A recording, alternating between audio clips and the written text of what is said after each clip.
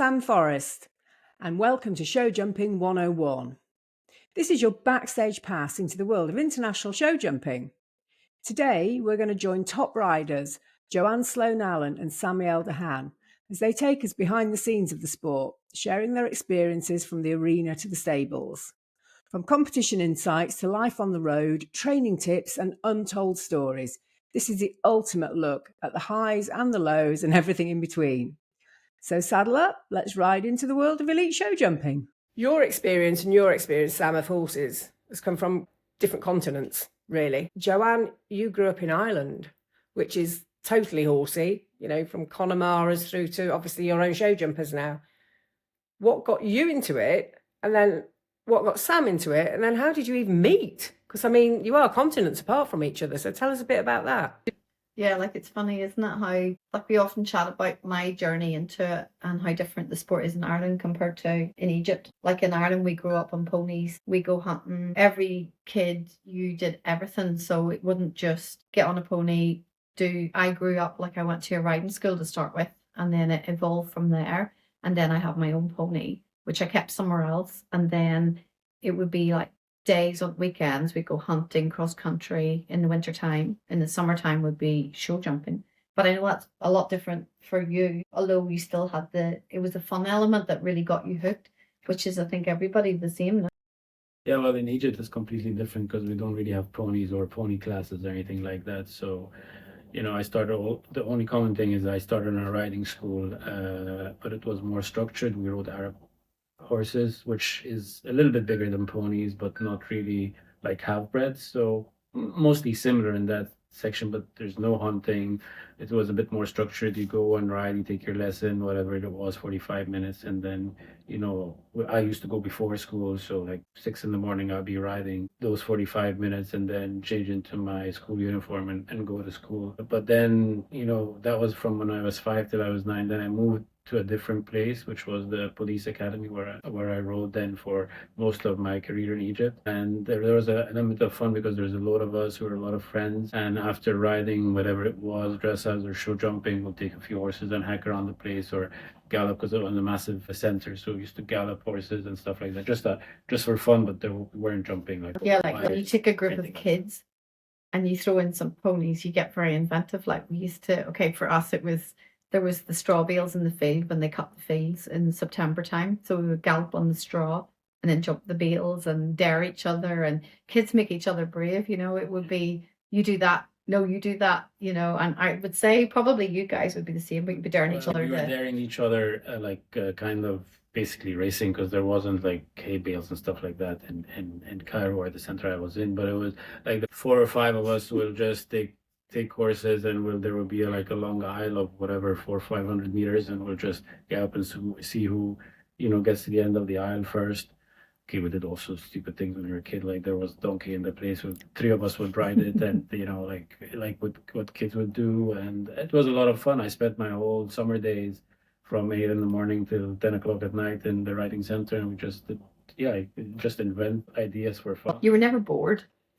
So trying to get your head around how you learnt to ride in a country that's not really known for sort of equestrian sport. England and Ireland are steeped in it, but Cairo and Egypt, you never think of it, but you've done incredibly well.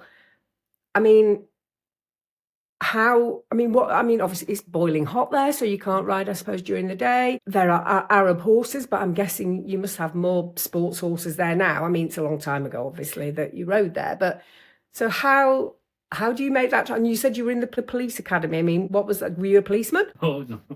So basically my grandfather was a policeman. So if you had somebody that was in the police, close relative to you, you can ride in the police academy. So that's how I started riding there. I was 9, so obviously I was no policeman at that age. So it's funny you said that. Obviously, because we're not in the sport as show jumping sport as big as England or as the UK or Ireland, people think that. But actually, Egyptians are very close to the animals, are very close to horse. It's really in our heritage, not from a sport point of view, but just as an animal that you ride. We used to go from one place, older days, from one place to the other. Like you say, pull carriages. So the horses are very involved. It's the same as in Ireland. It's in our blood. in a different way, obviously, because in Ireland, like you say, you go hunting, you go this, you go that, but in Egypt, it's like pulling carriages, going from one place to the next. And then it became a sport. Nowadays, especially, it's a lot more popular. There is a lot more half-breds in Egypt. People import them to Cairo and ride. There's a lot of riding centers. There's more riding centers being built. So the sport is growing like anywhere, but the horse itself has been in our heritage for so many years. And it's close. It's an animal that is very close to us. And you can see that thing through in Ireland, like you had the bog ponies, you had the Connemara's. I mean, the horse was a work animal. It was essential because we were an agricultural nation. We're a rural nation. So the horses were very important. And then they would have bred them. Then you had the race horses, which is huge in Ireland. So racing's in our blood, the horses are in our blood. And I think that's the common connection. And what I always said, because people always think, wow, that's some combination, Irish, Egyptian, how do you, where's the common denominator? But actually, it's the horse. And I always said to everybody that for me, the Egyptian riders that obviously I know Sam well, there's also many other ones that I've been lucky over the years to work with and be friends with. They have a common passion for the horse and a sympathy and a softness to work with it. And that's actually something that you can't teach people. Feeling, they always say that the Irish are such good riders because we adapt and we're feeling and we're always with the animal. And we don't have the technique of the Americans. They would be well known for their technique in the saddle. The French the same, but the Irish, it would be the feeling. An Irish rider or the good top Irish riders can nearly get on any horse. And you think about all the Irish riders, they're very adaptable. But for me, when Sam and I actually first started to work together, what I liked about Sam was his feeling and his empathy and his ability to ride different horses. How did you gel as people? I think that's what people want to know. We all know that you're a really lovely, compassionate rider. Joanne is like a mad redhead who's like, whoa, she's like a whirling dervish. You're very relaxed and very calm. How did you gel as people to start with? I'll go back to that question. Go back 14 years because obviously that's when it first happened. But to be honest, from the first phone call, and I've just, she's very, I don't know how to say it, but like very forthcoming, but in a gentle way. Like, I felt like as if I know her for a long time. Her ideas, okay, at the time she wasn't telling me like I want to do 1, 2, 3, but I can feel a lot of ideas coming through her mind. And like I said, with horses, nothing is guaranteed, really. So I just felt very comfortable after this phone call. I felt obviously more comfortable when I met her. I always said I had a really comfortable life in Egypt. I had my horses, I had my owners, I had my clients. So it wasn't really an easy move for me to leave all that behind. And I'm a person that I like to feel the people with me are not indifferent. They are welcoming and they're warm. And that's something I really found when I met Joanne, and I also met her family. And yeah, that's... And it's like for me with Sam. So I suppose anybody that knows me, I am like one of these people who's like really positive and we can do this. It's like, no, we can do this no matter what. Even like when I'm kind of really in a hole somewhere, it's like, no, it's fine. We're going to do this. So I'm like, really can do this. And then actually when I met Sam, it was kind of, I think we actually complete each other because your qualities and my qualities, my negatives, which are there quite a few, any negatives that you might have, I think the two of us actually, like, we're never both in a bad mood. So if I'm in a bad mood, he'll be in a good mood, he'll lift me, and the other way around. So it's kind of like to work with someone as close as we do and to be together all the time like we are, you have to actually feed off each other. And we both have the same sense of humor, which is good. And I mean, I knew when I seen Sam, when I watched him ride, he has such talent and such ability. I knew that what I can do with the breeding and producing horses, and I mean, I like to work them on the flat. And I like to, be quite meticulous about different things. And I know that Sam is such a competitor. He can go in the ring and straight away, he can win, he can focus, he can go on any horse. So I think we complement each other a lot, and we've always worked, and we talk about that a lot, that we work really closely with the horses. Like we would have changed over when the horses were younger. Sam would have got on them, I would have got on them, we would change over. And I think that always benefited the horses because they had two people and two different approaches to get to the end result. I feel that we complement each other, no? We do. And, we're both hard workers and we both want to get to the end. We don't believe that anything is impossible. Like what Sam has achieved is incredible when you really think about it, but we don't give up. We set a goal and I set a crazy goal, which will seem crazy, and it'll be, come on, we can do it. And Sam does it.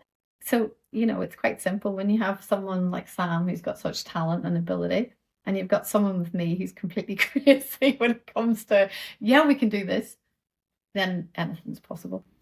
It's quite an unusual setup, really, isn't it? Because most professional riders have owners. They don't have owner riders. So I think, is that quite an unusual? I mean, I don't really know any other people that work like that. I mean, if you look at the top, like Scott Brash and Ben Mayer, they don't have owners who ride the horses, do they? So that's quite an unusual sort of scenario, do you not think? I don't think there's anything normal about us, really. Sam and I break the mold. The whole team, the whole concept of WKD. WKD was, even if you look at the whole concept of the actual product that sponsors us, WKD was unusual at the time. It was completely different. We are completely different. Our mindset is completely different. Our approach is completely different. We're not stuck by, I feel that the way things work with us is that we don't rule anything out. So like when we work on something, if it doesn't work, we're quite happy to tear it all up and start again. We're not set in our heads. Sam and I, we will try anything, and if it doesn't work, we'll try again. There's nothing usual about this, to be honest. Like World Championships, Joanna's riding my mare on the flat in the morning. There's nothing usual about it. Like if anybody's seen it, like what are these people are doing? Like you have a 160 championship course in a few hours, and Joanna's riding the horse. But yeah, that's the way we did it. Most of Zoro's biggest Grand Prix, Joanna was riding her in the morning. We swap horses all the time. Like you say, it doesn't really happen in normal circumstances, but that's how we did it, and it worked. And it proves that there is no real book that you can follow in show jumping. You can do it in so many ways, and I cannot say that this way is right and wrong, and nobody can say that our way is right or wrong either. Sometimes we win, it's true. Sometimes we lose. Like a lot of people say, even to me personally, they say, but I was actually doing on my own level, I would have been successful. And they're like, but why then do you not keep the ride on this horse or that horse? And I said, because at the end of the day, it's about the horse, and it's about the best person for that horse. So yes, I might be good at a certain element of the production, but when it gets to a certain stage, I have the best rider in the world. So why not then give it to him? I think in any sport, when it's a team sport, like show jumping is an individual sport, but it's also a team sport, and you're with a horse, you have to always be able to put that before everything else. If you want to succeed, then you have to be able to put your ego to the side and be strong enough as a person to say, I want my horse to be the best. And how do you be the best? Well, you do the work, and you work together on a plan for that situation to win. We're a team. We work as a team. We've always worked as a team. I have strengths, I have weaknesses, Sam has strengths and Sam has weaknesses. So our idea is team first. We work together, both of us, and whoever does the best job, that's who gets the job. So that wraps up episode 1 with Joanne and Sammy. Stay tuned for next week when we'll find out a little bit more about this partnership.